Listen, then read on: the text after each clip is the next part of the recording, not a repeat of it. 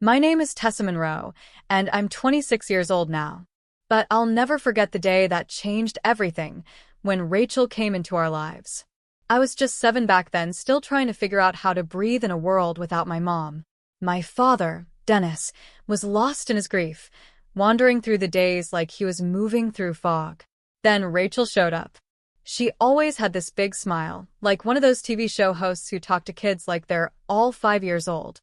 Dad thought she was an angel. I wasn't so sure. "Hey, sweetheart," Dad said one evening. His voice was lighter than usual, but still carried a strange nervousness. "There's someone I want you to meet." I looked up from my coloring book. That's when I saw her, tall, well-dressed, with gleaming blonde hair and sharp eyes that didn't match the sugary smile she wore. "This is Rachel," Dad said proudly.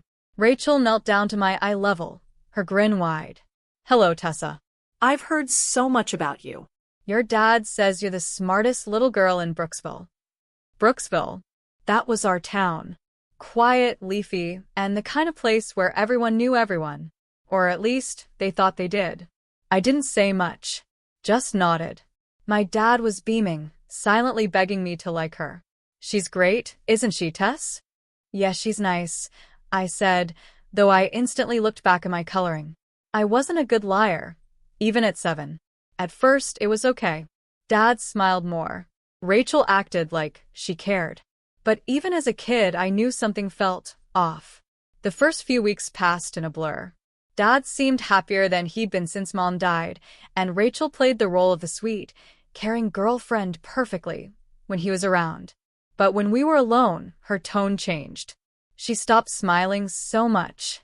Her voice grew colder, more clipped. Sometimes she barely even looked at me. It was like a switch flipped the second Dad left the room. One afternoon, Rachel came home carrying shopping bags, expensive-looking ones. She set them on the couch and called out, "Tessa, I got you some new clothes, darling. You kids grow so fast." For a second, I felt excited. I didn't get new clothes often, so this felt special. But when I tried them on, I knew something wasn't right. The sleeves covered my hands. The pants dragged behind me on the floor, like I was wearing curtains. "These don't fit," I said quietly, looking down at myself in the hallway mirror. Later that evening, when Dad came home, I showed him. "Rachel got me these, but they're really big." He just chuckled and messed up my hair. "She's thinking ahead, honey. You'll grow into them. That's smart shopping." I wanted to say it wasn't smart, it was careless. But I didn't. I knew it would only disappoint him, and I hated seeing that look on his face. So I stayed quiet. At school, it got worse. Kids started calling me names. "Hey, Scarecrow. Did you borrow clothes from a giant?" They laughed while I shrank deeper into my oversized hoodie.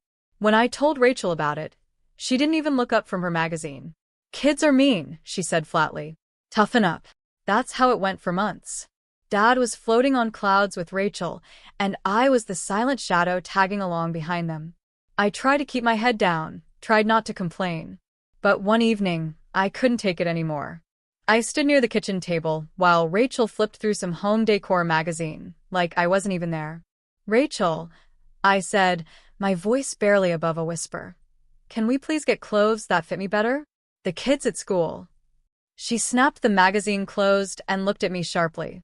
"You need to learn to be thankful," she said, her voice ice cold. "I'm doing my best. You should try being more grateful." Grateful? For being humiliated daily? For wearing clothes that didn't belong to me, didn't even feel like mine? That night, I lay in bed and heard them laughing in the kitchen. My dad was saying how lucky we were. "Rachel is so good with Tessa," he said. "I don't know what we'd do without her." I stared at the ceiling, biting the inside of my cheek to stop myself from crying. I wanted to scream, to tell him it was all fake, that she was only good when he was watching. But I didn't, because I knew he wouldn't believe me. One Saturday morning, Dad had to leave for work early. He kissed my forehead and said, "Be good for Rachel, okay?" I nodded, but my stomach was in knots. As soon as the door shut, her fake smile disappeared. "Get dressed," she barked. "We're going shopping." In the car, I tried again. "Could we get some jeans? Maybe some t-shirts that actually fit?" She gave me that look, the one that made me feel like I was just an annoyance in her way. You'll wear what I buy. And you'll be thankful. Got it. At the store, she picked out the same baggy clothes as always. When I dared to point it out, she snapped, "Stop whining. You're lucky I'm spending money on you at all." When we got home, I tried to sew one of the shirts to make it fit better. I wasn't good at it, but at least I was trying. Rachel caught me with scissors in my hand and stormed into the room. "What do you think you're doing? Ruining perfectly good clothes?" "I'm just trying to make them fit," I muttered. "You're so ungrateful," she shouted. "Do you have any idea how many kids would love to have a stepmom like me?" I wanted to say, probably none, but I stayed quiet. Because with Rachel, words were never weapons. They were just invitations to more pain. A few weeks later, Rachel joined the school's parent council. Suddenly, she was everywhere. Volunteering for bake sales, chatting with teachers, giving speeches about family and sacrifice. I watched in silence as she transformed into super stepmom for everyone else. At one school event, I overheard her talking to a group of other moms. Her voice was dripping with fake warmth. "It's so hard raising someone else's child," she said with a dramatic sigh. "But I love her like my own." One of the moms smiled, touched her arm, and said, "You're a saint, Rachel." Truly. I nearly gagged. Because at home, she was nothing like that. At home, if I left a plate in the sink or didn't fold a towel perfectly, she'd yell, "Look at this mess. Your mother would be ashamed." Those words hit me like a punch every time. I tried once, just once, to talk to Dad. One quiet evening, I sat beside him on the porch and gathered all my courage. "Dad, Rachel acts different when you're not around." He looked at me, tired and distant. "Tess, she's doing her best. You need to give her a chance." "But she's not." "No buts," he interrupted. "She's your stepmother now. You need to respect her." It felt like he didn't even hear me. Like he didn't want to hear me.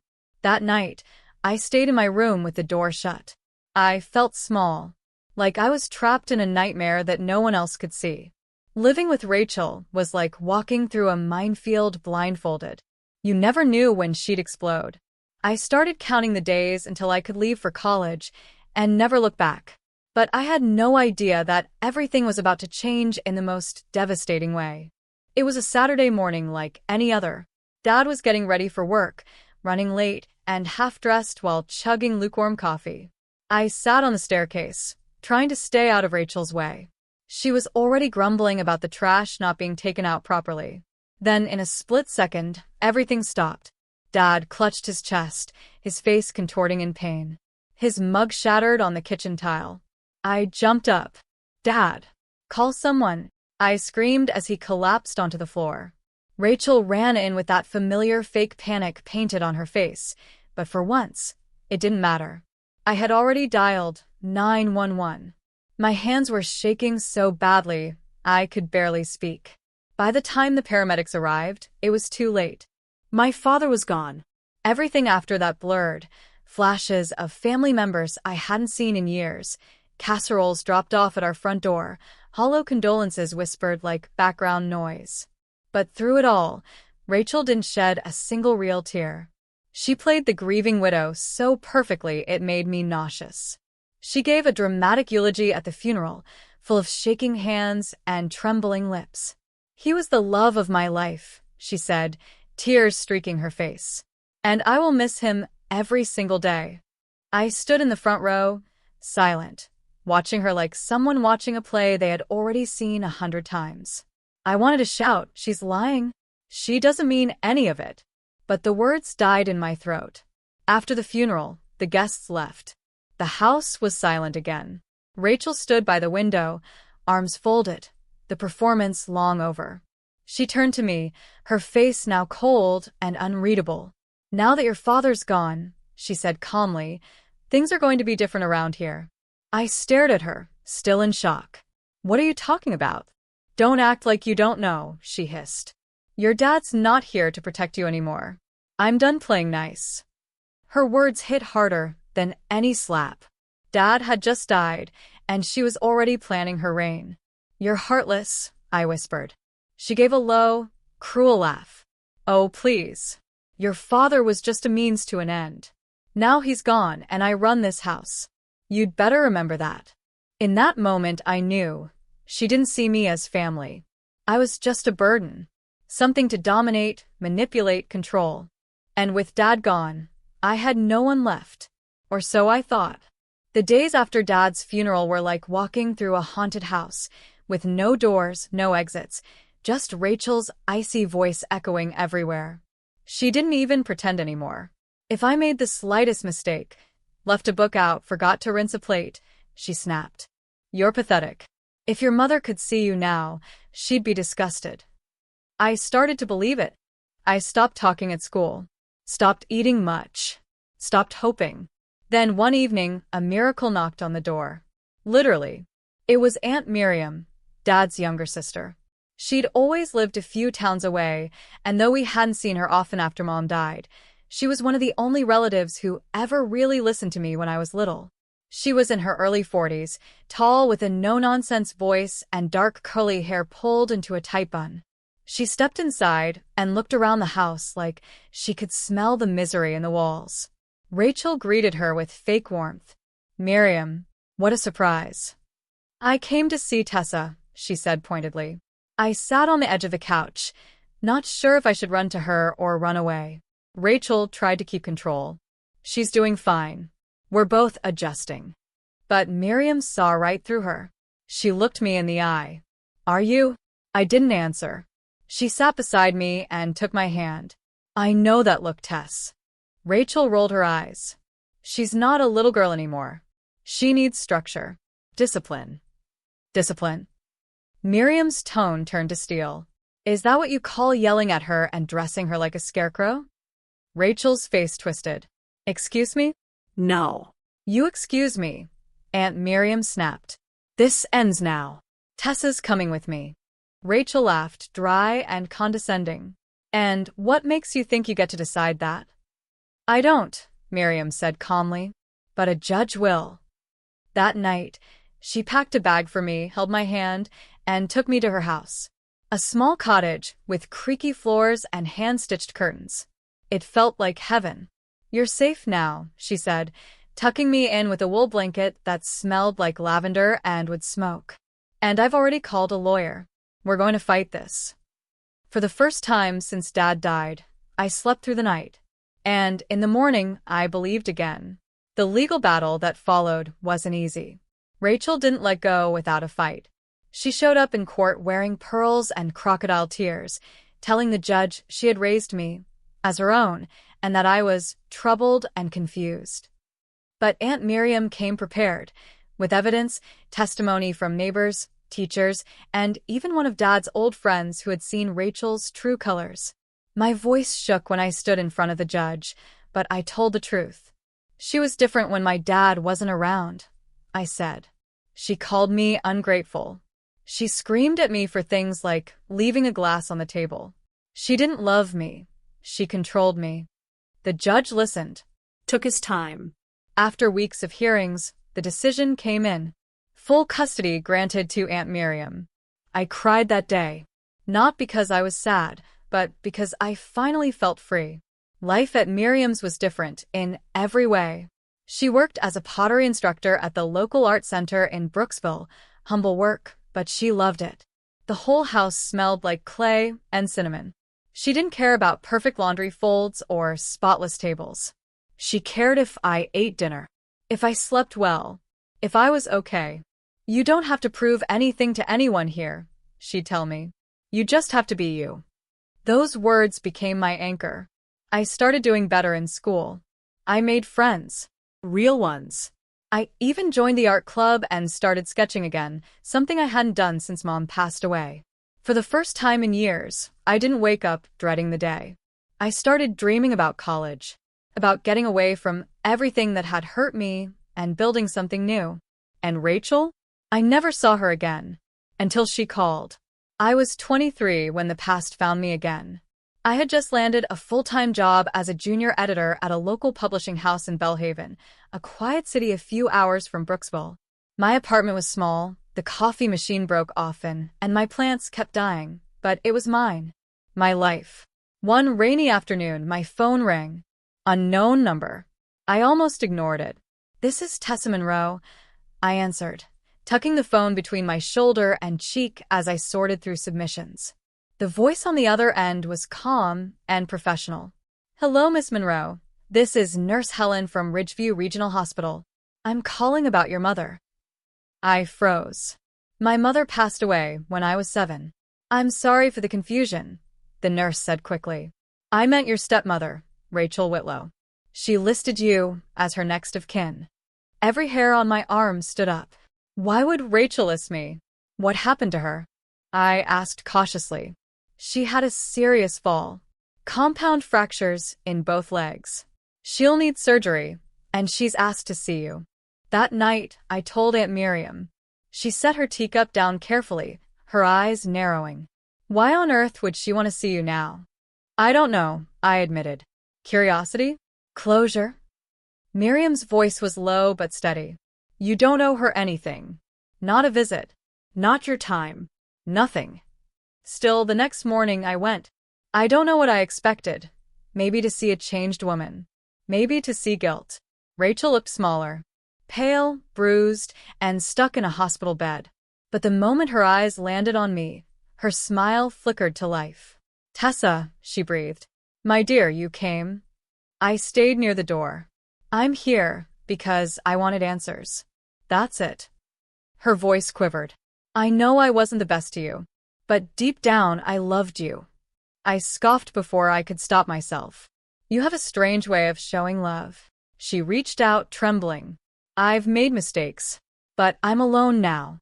I need help. You're all I have." Her words were carefully chosen, but I saw through them like smoke through glass. "You're alone," I said softly, "because of the choices you made." Her eyes narrowed just slightly, but then she doubled down. "I'm out of options.